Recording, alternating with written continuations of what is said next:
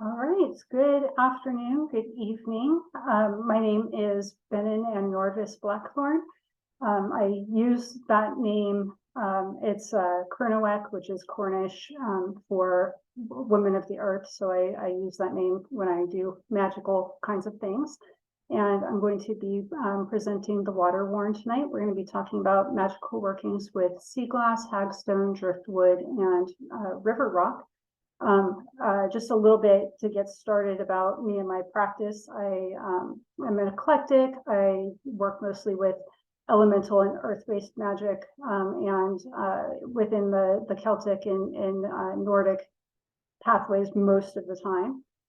So we're going to be drawing quite a lot, especially from Celtic regions, from the UK, general vicinity of the world tonight. I'm also a geographer. So Women of the Earth is very much kind of who I am and what I do, both magically and in my mundane life as well. So what are the Waterworn? They're not. Oh, by the way, before I get started, also I will have a period at the end for questions. So it works best on Zoom if we stay muted, and then I'll open it up and have everybody turn on their microphone and have questions and things kind of towards the end.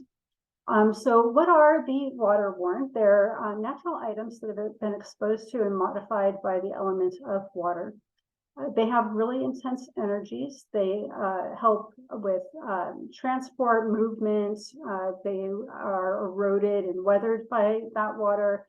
Water can also be associated with tranquility, with time, with healing, and with protection. And different waters have different kinds of energy. So we're going to take a look at the water geographies: rain, ocean, river, lake, and pond. Before I get too far into the content tonight, I also like to give kind of a little bit of a word about ethical sourcing of these materials that we're working with. There's a saying, you don't find a hagstone finds you. And so some people will ask the question, I get asked this question quite a lot, is it okay to buy a hagstone? And in my personal opinion, yes, it is. When you buy a hagstone, it's still finding you, right? Somebody picked it, the exact one that you get is coming to you. I do like to say a couple of words about making sure that whenever we're foraging things from the wild, from nature, that we're doing it legally. So if your state has laws about not picking up things from the beach, then don't pick things up from the beach, right? Also, only take what you need. I see quite often, especially in kind of like online spaces, people will collect things and then say, now what do I do with it? And I like to kind of take the opposite approach. You should know what you're going to do with it before you collect it, or there is an appropriate time to collect things that you know have a use, but you don't really know what that use is yet. But to only take what you need, make sure that it's there for the environment, make sure that it's there ongoing for other people as well. People will often ask again, can you buy things? Any of these things, not just hagstones. And yes, absolutely. They don't necessarily have to come from the wild, but I would say check out your sources. You're responsible for ethical sourcing, even if you're buying it from somebody else. So make sure that they're doing ethical sourcing, that they're practicing sustainability. Also, with certain items like sea glass, if you purchase sea glass, it might not actually be sea glass. It's usually glass that's been tumbled mechanically, so it might have a slightly different set of properties associated with it. And then also with things that we're taking from the wild, and especially things that we're taking from oceans and rivers, you want to be really cautious to avoid disturbance. You don't want to be taking away the home, the habitat for fish. You don't want to be transporting invasive species, especially in driftwood. Bacteria and certain kinds of worms can be moved quite easily by using some of these materials as well. So just a couple of things to think about as we are using some of these materials. Almost everything that I am going to share with you tonight comes from a bunch of odd, random kinds of bits and pieces and notes from my own Book of Shadows. I don't really have one great source that I could point you to say, here's where you should go get it. That also means that as I'm talking about some goddesses, I may not necessarily work with myself. It's just maybe a note that I made. So I want to start talking first about the energies of water. It's got certain properties associated with it. It's water is cleansing. It's associated with the act of loving, with the nurturing of loving, with healing. You'll oftentimes hear about healing waters and healing springs, for example. It's associated with purity, fluidity, harmony, flow, especially with transformation, and all of the items that we're working with tonight have been transformed by water, and we're going to use them in a way to transform something, that we're making a change in our lives, in our environments, or so on. Water is associated with calm, peace, tranquility, also with divination.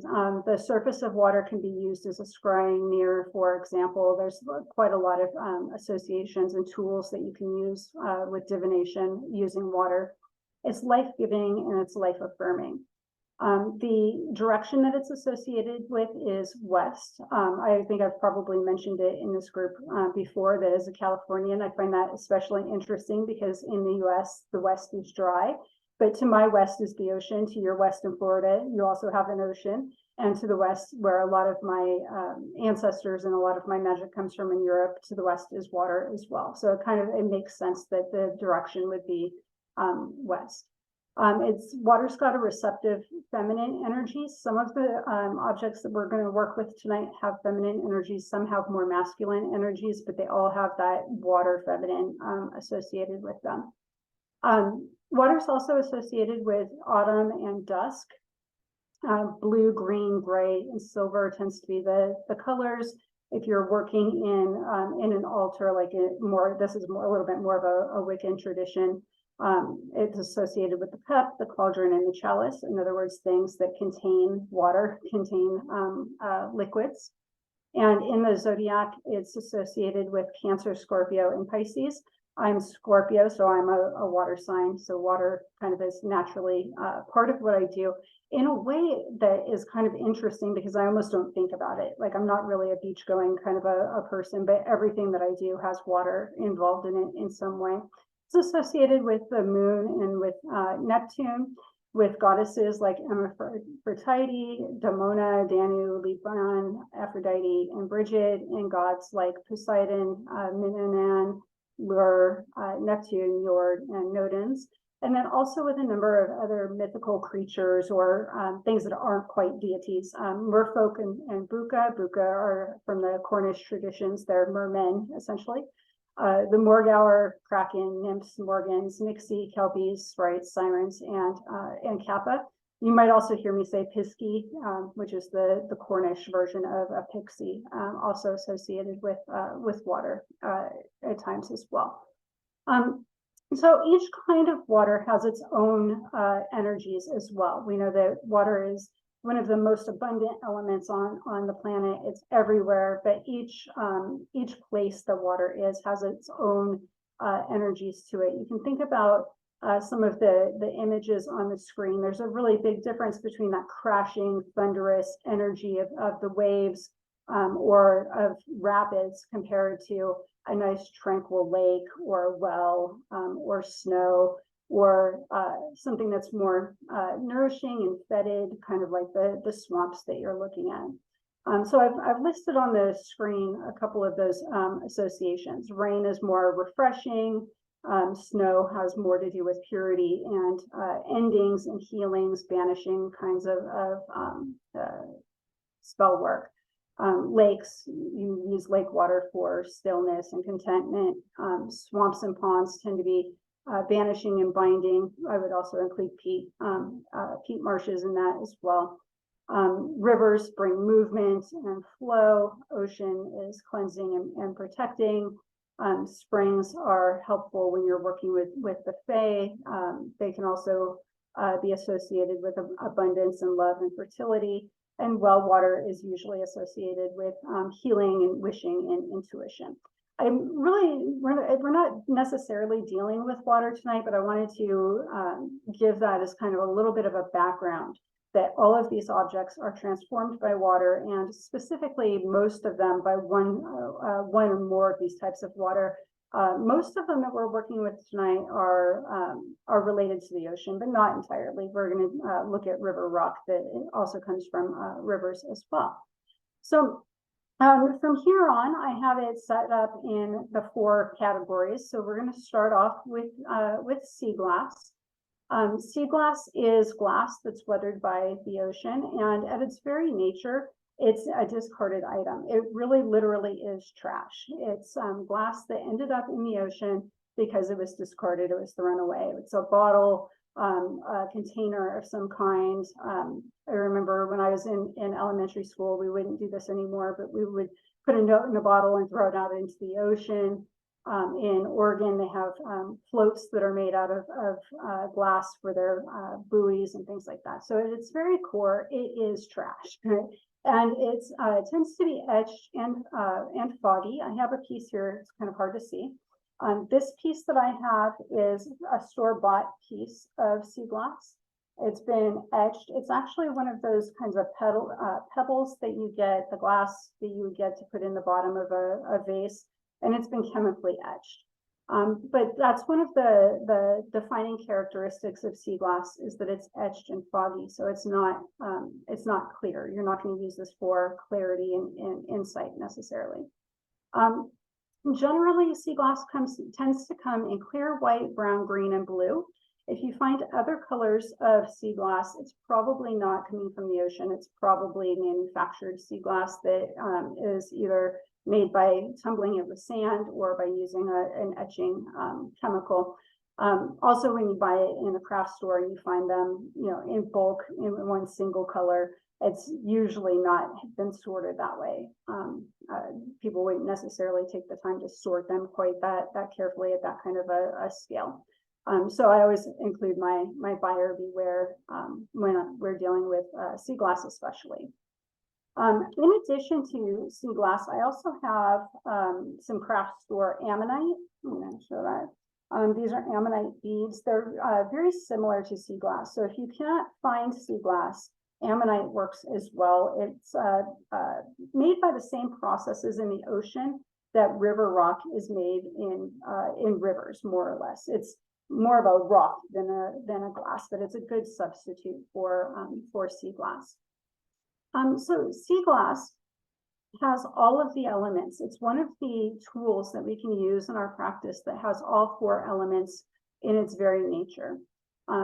The glass is made from silica and sand. That's the literal source material is geologic material. It's rock, right? That's been broken down into sand. And then we apply fire to it to melt and mold the glass. And air is blown into that to give it a shape, to make it into a container. And then the water has worn and weathered the glass.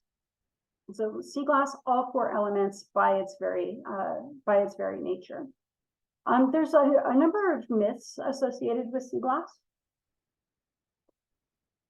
One says that sea glass is mermaid tears, and that mermaids were the guardians of sailors, and they would swim alongside the ships to guide passage.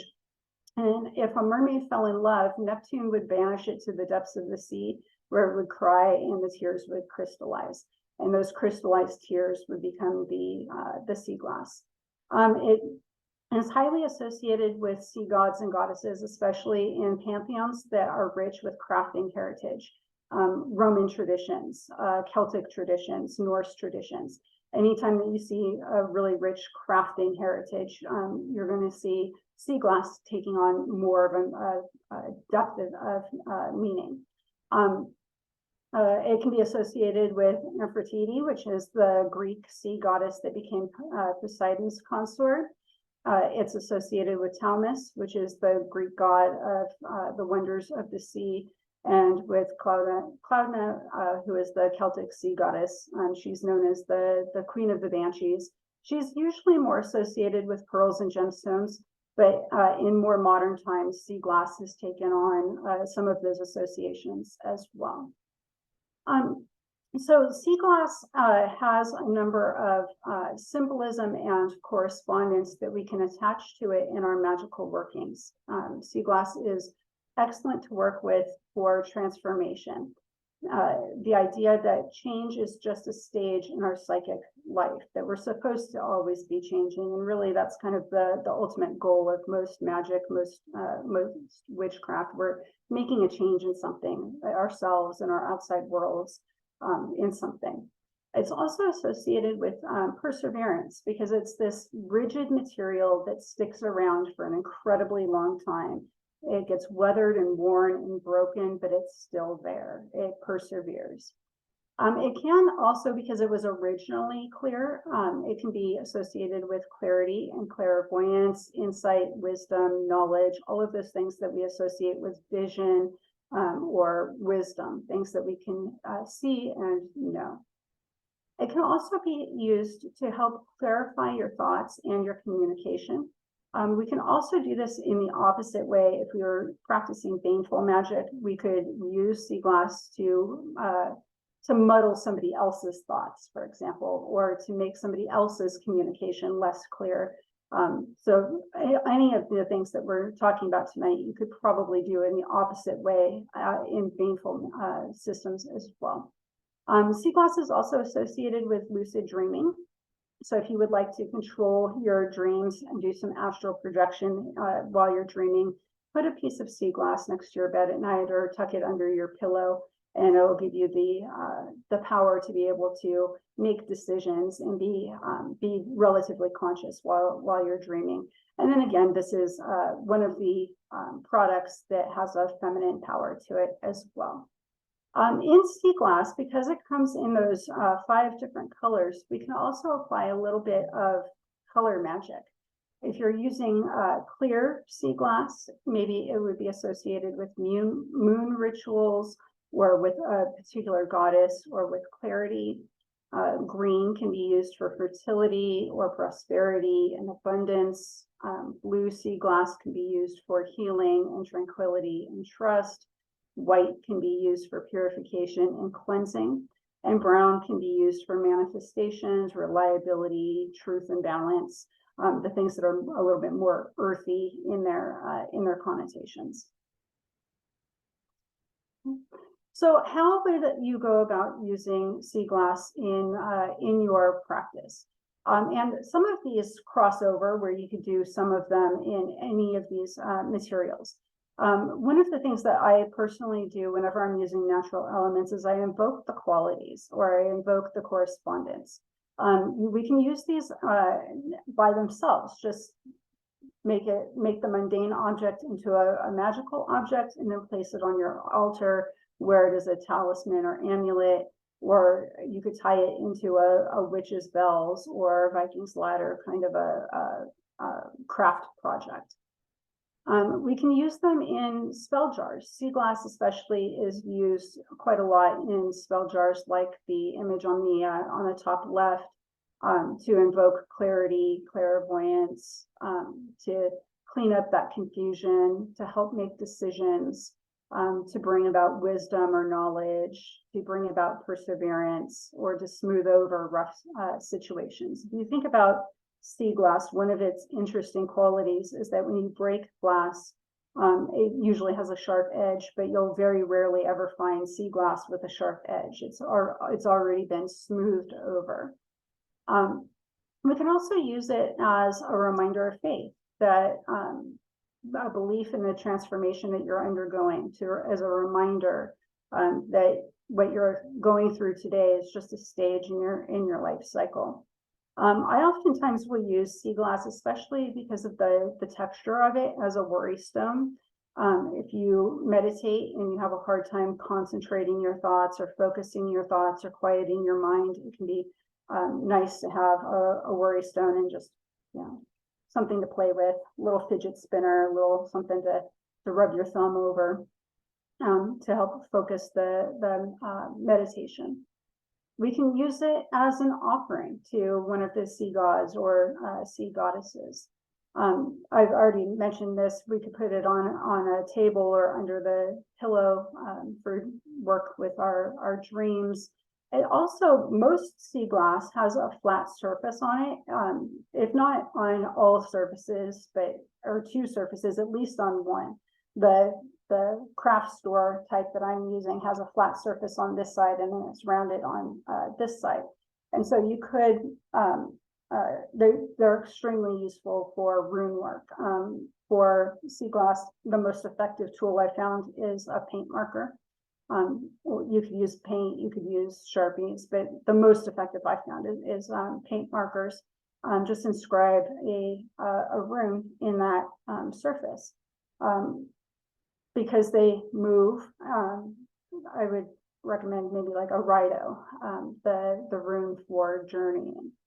And then again, we can also use this in baneful magic as a curse to interfere with somebody's ability to think clearly. On the images, there's a couple of examples of how these could be worked into crafts, and those crafts can also then have magical purposes to them as well. You've infused the mundane object with your little piece of magic. So I'm going to pause there. And are there any questions on sea glass?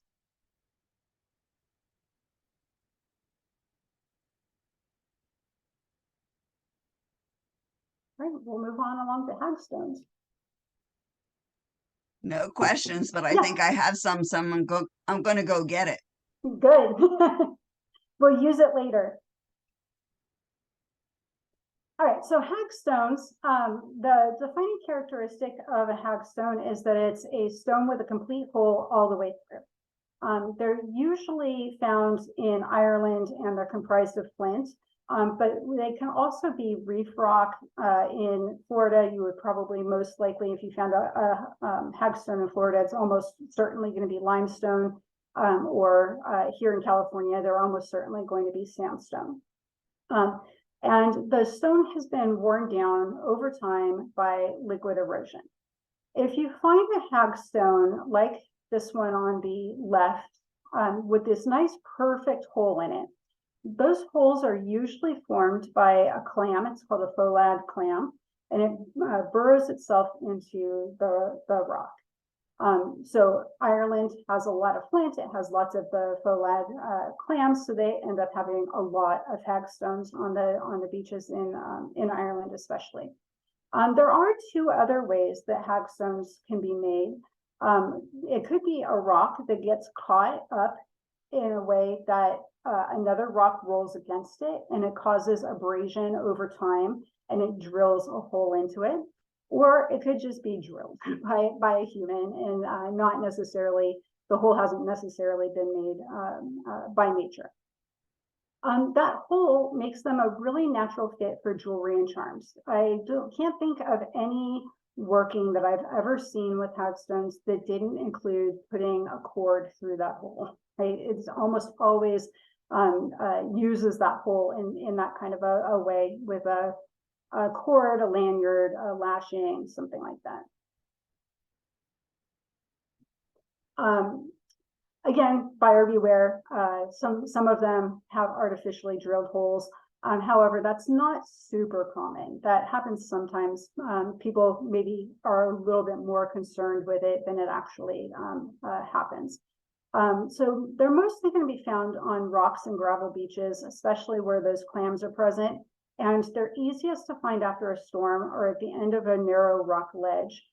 We have lots of those here in California, and maybe not so much in Florida, where we have cliffs that kind of jut out into the ocean, and we have the tide pools. And at the end of that, that's where you're going to find shells, and hagstones tend to pile up. In Florida, I would expect if I was going to find a hagstone in Florida, it would probably be after a hurricane. So hagstones are also associated with various elements, not just water. The water that it's associated with is mostly going to be ocean and salt water, which has cleansing and healing and transformative properties. It's receptive, it's flexible, and the hole in it also is associated with that receptive kind of a quality as well. And then it's a rock, so earth, the source of life, stability, they're steadfast, they're grounding, they're nurturing, right? One of the best uses that I've used hagstones for is for grounding work. Like you just hold on to it and get yourself grounded. So I want to open it up. Can anybody think of air or fire correspondence? That was one thing that I didn't have in my notes, is air or fire correspondence for hagstones. Well, you could think where it's because they have a hole, that hole allows air to pass through the hagstone, where otherwise it would be blocked. I love that. The air passes through the hole. So you got the air there. Volcanic rock. It Pumice. could be a volcanic rock. Yeah, it could be Yeah. pumice. Pumice is really soft, so you could get a hole in it pretty easily. Mm-hmm. Yeah. And Moss it's very also, light, so it would tie into air. yeah. Yeah, that would be great. Yeah. Moss also asked a question in the chat: how would a hagstone differ from a shell with a hole? Really just in the way that it's made. The shells are going to be made by animals, but they're still calcium carbonate. They're still basically a mineral component. So you probably could use a shell that you found with a hole in it. And I didn't include shells in tonight's presentation, but I do have some that I brought with me. A little piece of driftwood, couple little shells and things like that. Also, there's coral. Yeah, coral. I love it. Beautiful. Yeah. And that cord is exactly what we're looking for, you know, with that hagstone. Yeah, perfect. Excellent. All right, let's keep on going.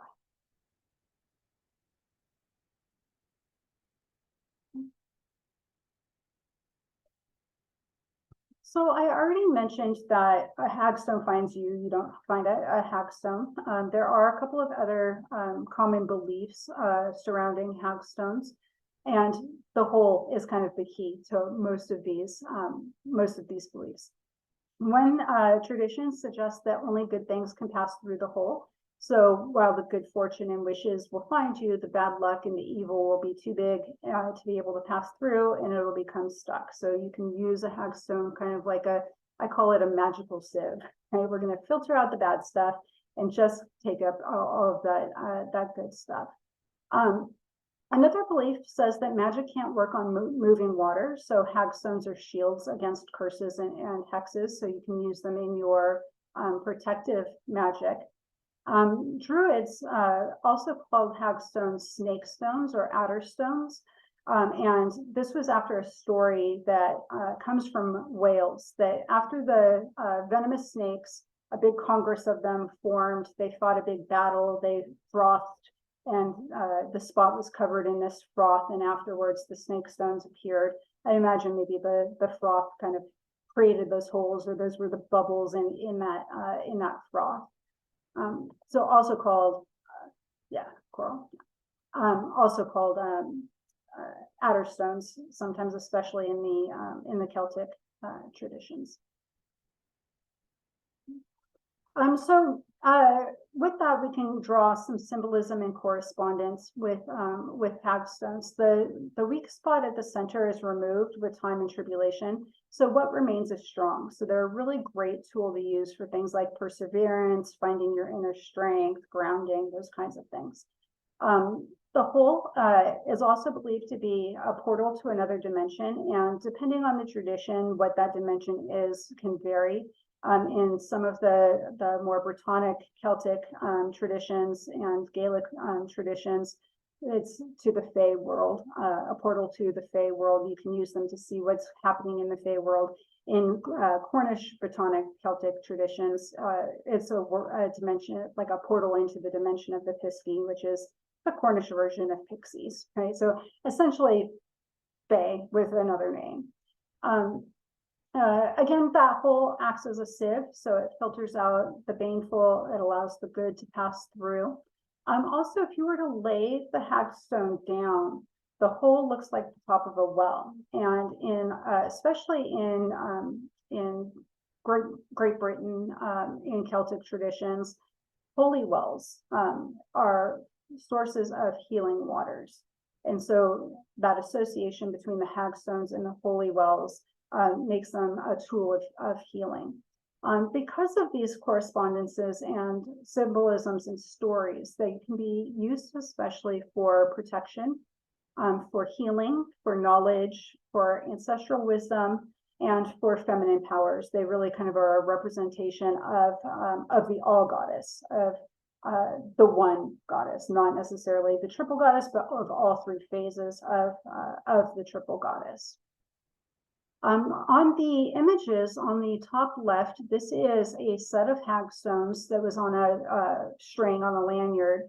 And this one is actually housed in the Museum of Witchcraft and Magic in Cornwall, and it dates back several hundred years. I don't want to say several thousand, but it's like about 1,000 years or so, probably, off the top of my head. So a couple of ways that we could use hagstones. Again, we find them a lot with a string put through them.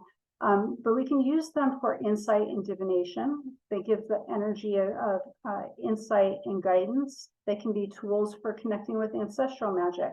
That's something that I do and that I use them for, is to connect to the other world. For me, it's not necessarily a portal into the Fae, it's a portal into the other world in the dimension of the ancestors. They're also used quite a lot in protection work, so we're going to look at several ways that they're used in protection work, kind of categorized. The first category is protection for the home and for the self, for the personal being. And these will almost all come from Celtic traditions, maybe a couple of them from Norse traditions as well. You can hang them above a front door or a bedroom window to keep out the negative spirits and negative energies. They were often used in the bedroom to protect against nightmares. Nightmares were kind of believed to be like evil spirits, or an equivalent to an evil spirit, something that's bothering you. So you would hang them in the bedroom, or set it by your bedside table or under your pillow to help protect against those nightmares. You can wear it around your neck for good health and healing. There's some really beautiful pieces. It can be something as simple as just tying it around your neck with a string, or incorporating it into a really beautiful piece of jewelry.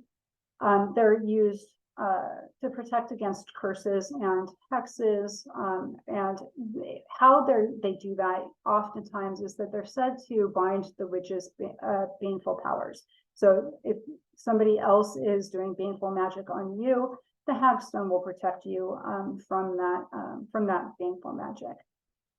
Because they're portals into the Fae world, they can also be used, and this is a Celtic belief, they can be used to bind the Fae to your service. So rather than the Fae being mischievous, hey, and moving your things, you can actually get them to do your bidding, and to be a little less mischievous or mischievous on your behalf, utilizing hagstones. And then because of their association with snake stones, adder stones, with that story from Wales, people would used to also wear them to protect against snake bites. We find them also used in protection on the farm. They could be hung in the barn to keep the milk from being cursed and soured. They could be hung in the barn to help protect the horse's feet. People would hang them above a pig pen to protect against swine fever. Shepherds would carry them in their pocket to keep sheep from getting foot rot. And in a Slavic tradition, people would place them around their chicken coops to help protect the chickens, which I thought was especially interesting, since they're a little bit further away from the ocean and using different kinds of animals in the Slavic traditions.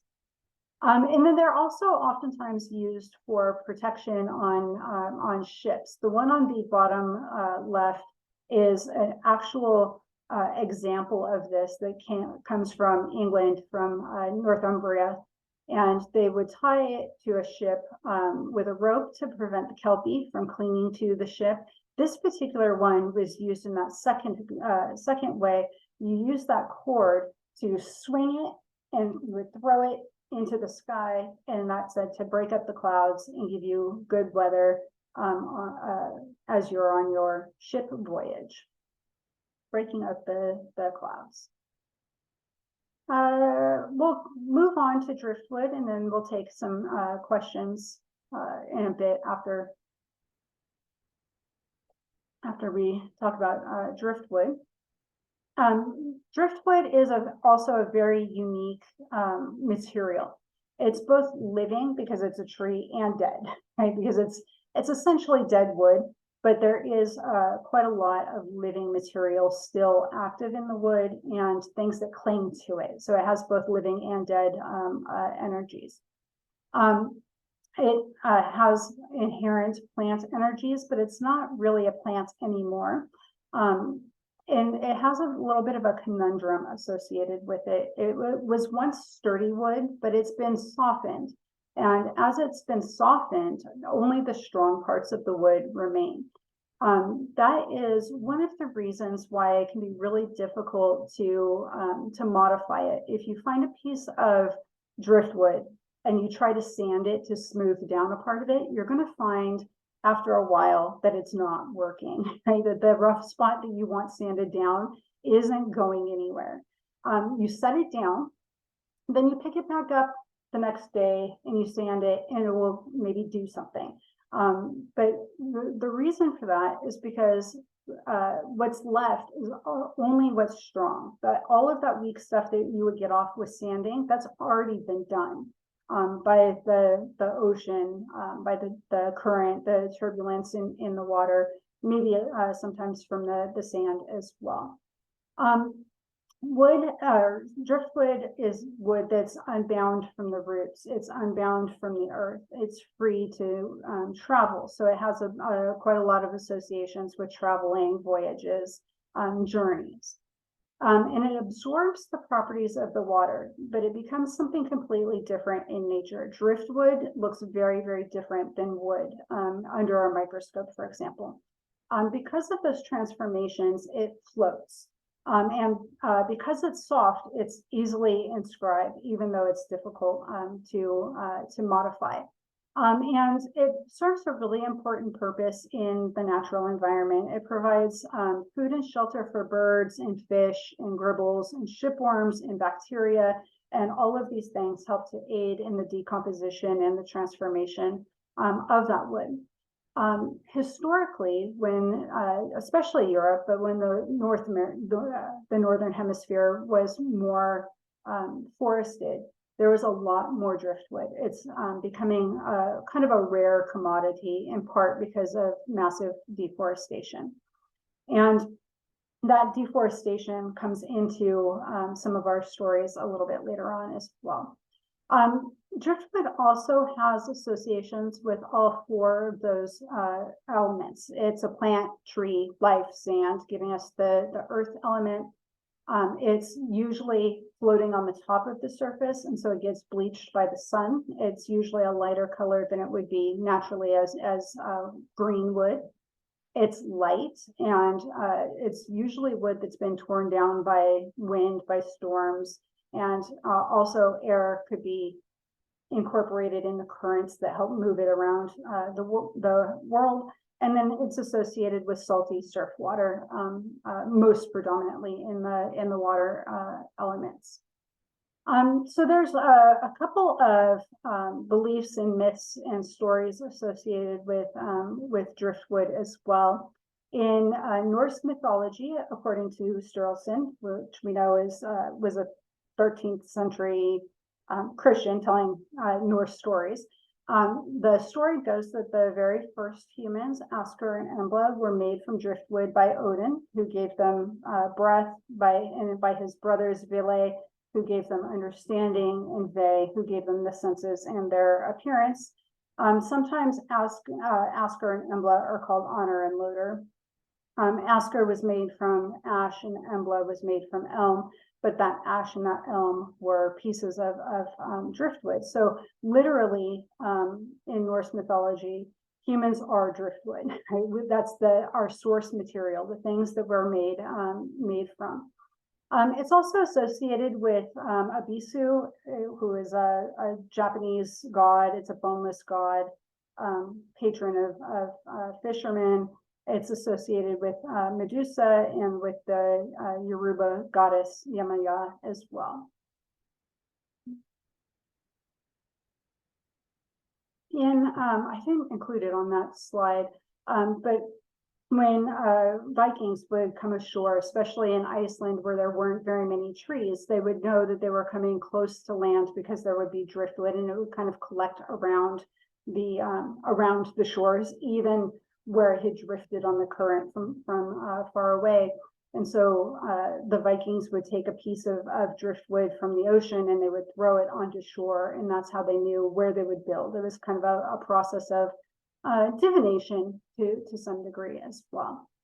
So the correspondences of driftwood are really about that eternal relationship between land and sea, wood and water, life and death, humans and non-humans, right? All of those kinds of binaries that we find in nature. How can you be soft and hard at the same time, essentially? It's emblematic of endurance and strength and transformation, of being connected through change, having courage and patience, right? Because it takes a long time for this process to happen. It goes on a very long journey, and a journey to the unknown. So it takes a lot of courage for driftwood to do this, because it at a molecular level, it is transformed, it changes. It can also be associated with shape-shifting, with again, with travel and journeys, with surrender, with just let the currents take you where the currents are taking you, right? That whatever's supposed to be will be. It can also be associated with the ability to make light of the heavy. That if you have a burden in your life that is very, very heavy, utilizing driftwood in your magic can help make that lighter. Maybe transform your hard story into something that's shared in your community or that helps others, for example. And so again, kind of dealing with the complexities of opposites, of all of those opposites that can occur in tandem with each other, the things that are always present. I did have the Norse casting the wood into the sea. So a couple of other ways that we can use driftwood in our practices. I have behind me my Valhalla ladder, or sometimes it's called a Viking's ladder. This would be in the old ancient Norse traditions. It would have been a collection of things that people picked up on their journeys. And it would have been a symbol that would say, hey, look at everywhere I've been. It was a way of bragging, right? It was kind of the Norse equivalent of souvenirs, right? Look at all these wonderful places that I've been. I've learned all of this great stuff. Come hear my stories. And today, in a lot of Norse traditions, we use it as protection and to carry your journey with you, to bring that journey home with you, and to utilize that in your own kind of a life. There's a couple of other examples on the screen as well. We could use it in a set of witches' bells, using that protective quality to repel the bad, attract the good. We can use it in wind chimes to invoke the spirits or offer prayers. And we can use it to make wands or tools that help to focus energy. We can also use this is one that I especially like on the bottom. It's not a witch's bell, but it's a version of that where each one of these is an effigy. And so it's protecting the family, right? And they're hung on this piece of driftwood. So driftwood combines really well with hagstones, for example, with seashells. We can use it as the anchor point to hang all of these other things with it, or incorporate it with a lot of these other kinds of tools. A couple of other examples of how it can be used. It does inscribe easily, even though it doesn't sand very easily. So it can be really useful for wards and charms that you mark with runes or bind runes or sigils. The one on the bottom left here is done with pyrography with fire. You can wear them as an amulet, like here in the middle two images. These are necklaces that have driftwood incorporated into them as amulets or talismans. You can use it to cast your circle. Maybe it's just a temporary wand, right? Or you're out in the wild and you can pick it up, cast your circle, and do your magic while you're right there on the beach. It can be used as an offering or as a fetish, as an effigy. It can be used to remove negative energy, to bring positive energy, to curse or to bind. You can take the driftwood, invoke it with whatever it is that you want to bind to it, and throw it into the water, and it will be taken away. So it's a good tool to use for banishing kinds of magic. And the material can also be used as an alternative to using jars. So if you practice normally something like a spell jar, you could do something instead like this on the top, where you're connecting things to it, or using it as kind of the container. And maybe it's an alternative to jars. You can bury this. It's going to decompose over time. It's going to nourish the soil. You don't have to worry about leaving an artifact behind or littering, right? It's a nice natural kind of an alternative to the spell jar trend. Also, one kind of an ethical keynote here, the EPA recommends never burning driftwood. It can give off a toxic chemical. I can't remember exactly what that chemical is, but don't burn it. You could maybe do a little bit of pyrography, but avoid putting this in your fires.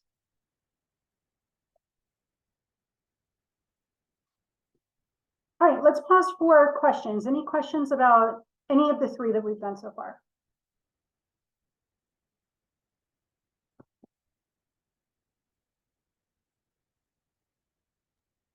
Where do hagstones, where can you find hagstones? Hagstones, you can sometimes find them on the beach, but you have to be really lucky, or you can buy them. Right? Most of the time when I use them, I almost always buy them. Okay, well, I think mine is from the Pacific Ocean beach. There's It's got a nice big hole. It's looking pretty haggish. kind of lumpy, probably if it came from the Pacific, probably brown in color. It was very, very pink until recently, and it got really washed out because it was in the sun for a long time. Yeah, that's interesting. Yeah. But it was originally very pink. A coral kind of pink.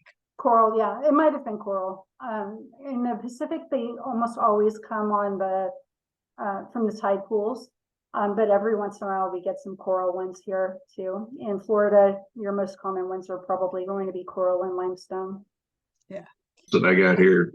We found this on the beach, straight up hunk of limestone. But it's got wormholes and pieces of shell and all kinds of stuff stuck in it. yeah, you'll actually be able to see the accretions of shells and things in it. Limestone is coral. It's just ancient coral. It's fossilized coral. Dead coral. Yeah. Not just dead coral, but dead for a really, really long time. Coral. Yeah. Fossilized dead coral. Yep. All right, the last one we're going to do is river rock, and I didn't put a spot for this in my presentation, but I have my little river rock with me. My little river rock. This is my special river rock. This was found, my partner's grandson found it on his very first trip ever to the beach, and so it's been converted to a magical object. And it sits on our ancestor altar as our reminder that that we are the ancestors, that the ancestors aren't just what came before us, but it's also we're the ancestors for what's coming, kind of connection of the past, the present, and the future. So river rock is by definition a little bit different than the three others that we've worked with already today, because they're more associated with rivers. But rivers end up at the beach, right? And so when I find them, I almost always find them at the beach, where the creeks, either now or in the past, where the creeks have let out into the ocean. The defining characteristics of river rocks are that they are uniformly worn and they're rounded smooth, and that's usually done by a continuous flow of fresh water in a stream bed. They're very often a phosphate rock, but it can be whatever the native stone is. As long as that stone isn't something that's going to crumble. If it has a lot of quartz in it, like granite, it's probably going to, or limestone, it's probably going to be too water soluble and it'll crumble. But anything that will polish smooth can be essentially a river rock. And a very special kind of river rock called a wishing rock is shown on the top image here. It's a wishing rock, has a perfectly unbroken stripe around it. It has a perfect ring around it. One of the best wishing stones I've ever seen was actually a boulder in the mountains here locally, and that edge was on the face of the boulder, so it looked like a bullseye. It was just this really incredible kind of a stone around it. And so I asked some of my geology friends, how would this have occurred in nature? And they said, I don't know. Essentially, it has to be volcanic. They think that there was probably a pocket of stone that didn't quite melt in the molten lava process, essentially. So you have different kinds of rock layering at different temperatures. That was kind of their best guess, right, of how wishing rocks might form. So river rocks are going to be associated again with all of the elements, earth because they're stone, fire because they're usually igneous rocks, which means that they're volcanic, and basalt retains heat. It's the rock that you use in hot rock massage. Basalt is the rock that is most commonly associated with the ocean floor. It's been compressed over time for a really, really long time. So it holds heat. So even if it's not a volcanic rock, they oftentimes can still be associated with fire in that kind of a way. They can be associated with air, especially quartz that's found in granite can be associated with the air. And then, of course, with water, it's usually going to be fresh, continuously flowing water. You're not going to find river rocks in the swamps, generally speaking. In Florida, I would think that river rocks are probably, of all of these, probably the hardest to find because you don't have enough elevation loss, right, to have that continuous flow of water. So the symbolism associated with river rocks is grounding, flow, life, freedom, a path forward. Usually when we think of the flow of a river, it's flowing towards the path forward, representative of the passage of time. They have a protective quality to them, and they can be used to make positive changes. They are oftentimes associated with local river deities. Achillois, Bowen, and Odris are river deities in Ireland. Oshun is one of the Orishas in the Yoruba syncretic religions as well, that's associated with rivers. So usually when they are associated with river deities, it's the local deities, the local river deity. We can also use river rocks in a number of different ways. One of my favorite ways is as rune stones. They have this nice, beautiful flat surface that you can draw on. You can inscribe them with stone cutting tools. You can paint them with paint pens, with Sharpies, right? Lots of different ways that you can paint, right? You can mark them with runes. You can use them as altar goods and fetishes, again, as wishing stones, worry stones, something to ground you while you're meditating, rub your finger over that nice smooth surface. They help to heal stagnation. If you're feeling stagnant, you're feeling stuck in your magic, river rock is a really great tool to use. They're commonly used in hot massage and Reiki practices. I don't know anything about Reiki, so I can just tell you if they're used in Reiki. I couldn't tell you anything about how. They're used quite often in meditative kinds of work. And one of my favorite ways that they are used is in fiber weaving. So all three of these examples in the middle are examples of weaving that's been done on the river rocks, and in different traditions that would have different purposes. But it's a meditative practice. It has something to do oftentimes with wrapping the stone like a womb, protection, healing, drawing out those feminine types of energies, or just with craft work. I really love that this particular one is holding something, so it's being bound together. It's almost like I call it a living rune, bind rune, right? That you're binding these items together in that kind of a way. I'm going to take a look at the amethyst. Says all my river rocks are from somewhere else. Yeah, I can imagine in Florida that would definitely be the case. Here in my local mountains, we don't get a ton of river rocks because our mountains are so old that we have decomposed granite that just falls apart in the water. So we don't have a ton of them here. Most of my river rocks are from somewhere else too. One note, kind of my ethical side notes, don't stack stones in cairns or dams if you're in a river. It disrupts nature, and cairns are oftentimes used by foresters for very specific purposes. So seeing them pop up in weird places can be kind of a challenge and a problem for forestry.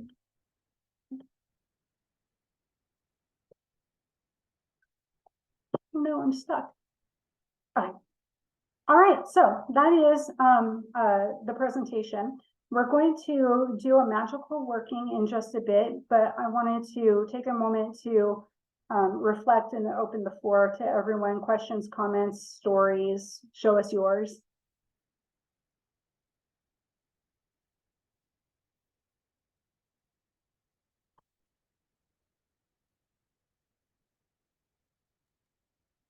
Well, I do have a, if I may,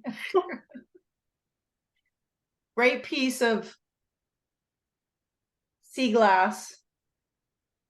If anybody can guess what that is. I'm going to guess it's a beer bottle. Yep. I have a lot of sea glass. It's one of my favorite things. I go to New Jersey every year. I'm in Florida, but I go to New Jersey actually to find my sea glass. I make jewelry out of it. But one of my most favorite finds, which was here in Florida, to answer Amethyst, she's in Florida too, was this coral piece, which I did find on the beach here in Fort Lauderdale. And, you know, I just think it's one of the best times to find any of these pieces, or like you said, after a storm. Mm-hmm. And if you have easily download or get the Tide app, I can't remember what it's called now, but you can find it. And like the minute that like the tide is coming up and it's about to go out, that's when you want to go and find your stuff. You know, you go find your hagstones and your sea glass and all sorts of like crazy things. I can't say much about rivers because I don't have any rivers near me, but I'm, you know, have the ocean near me, and it's such a bountiful thing. It's beautiful. I love it. I love that. I have found quite a lot of sea glass in North Carolina as well. It kind of collects right around where the pirate business was active. People would just kind of throw their bottles into the water, and you end up getting quite a lot of sea glass there. Yeah.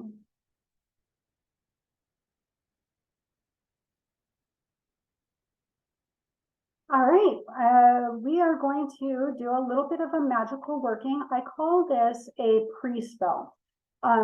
What I like to do is I do a lot of work that combines multiple elements And so every element that I use in my magical work, I like to make sure that it's magical. Okay, I take it from a mundane thing and elevate its energies, and then I combine them into a spell. So this is really kind of a pre-spell.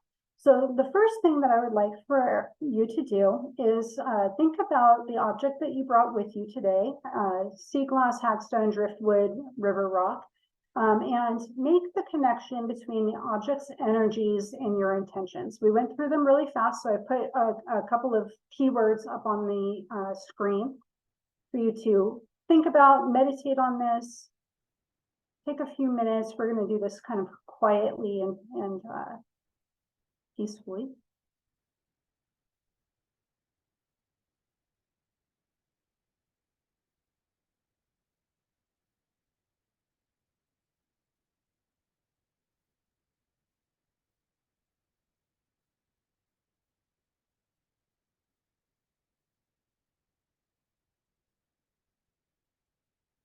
I will sometimes do this not necessarily knowing what the spell is going to be at the end. Sometimes I do have a good idea of what it's going to be at the end and how I'm going to use it.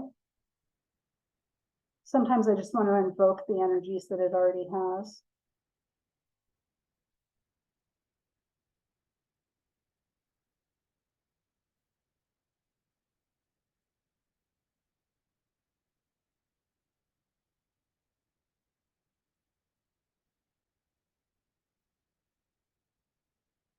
And hold your object in both your hands.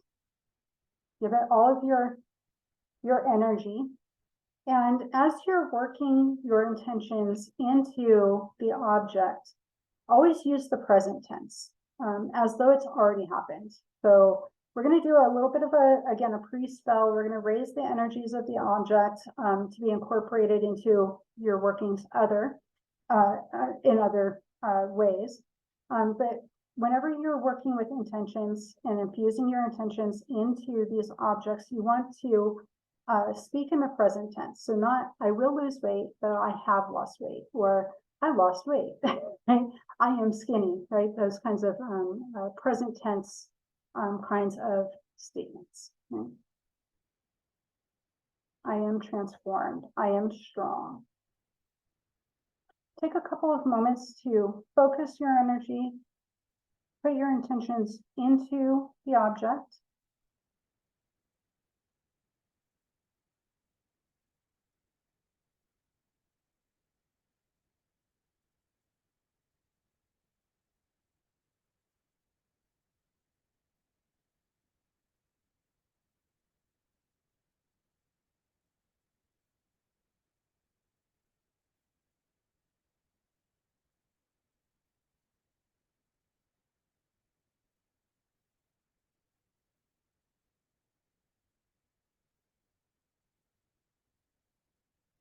We're going to come back to that in just a moment. We're going to do a little bit of a generic indication to raise the energies in the object itself. So again, still holding on to it.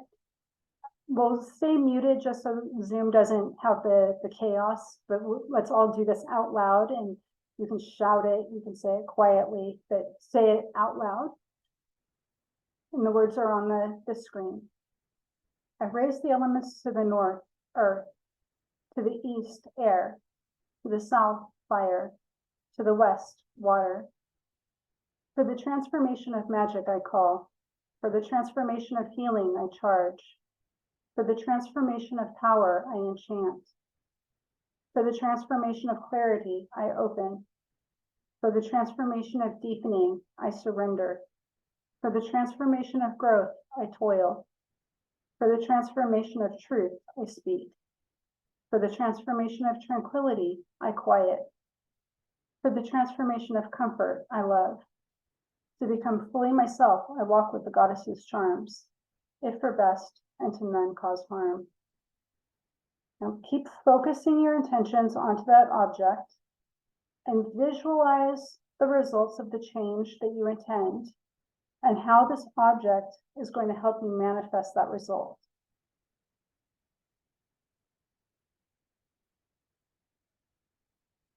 Visualize how this object will be used.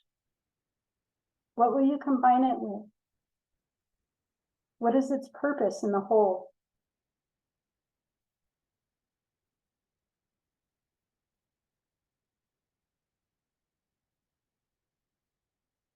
Call upon your deities or the deities associated with the object or the intention.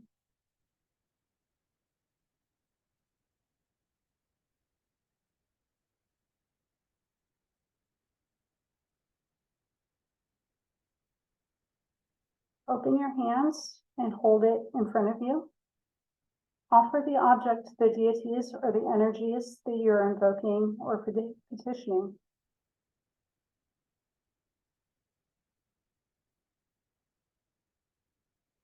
And that's it. Now it's ready to be incorporated in your spell work, to be placed on your altar, to be used in an amulet or a talisman. The mundane has become magic.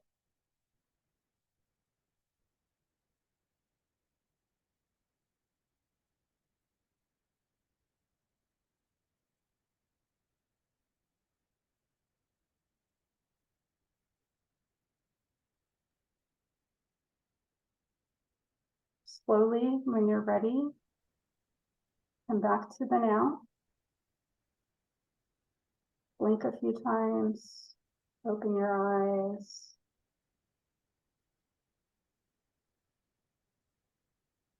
Would anybody like to share their work?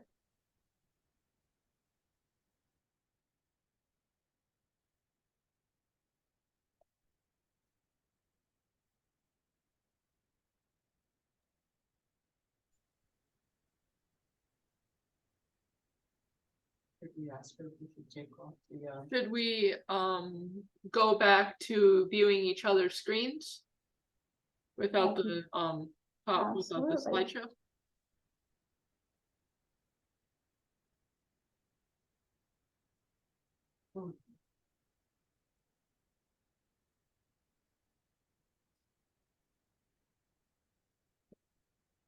Well, I would just want to say thank you for letting me share a little bit of my work and my journey with everybody. That was wonderful. Thank you.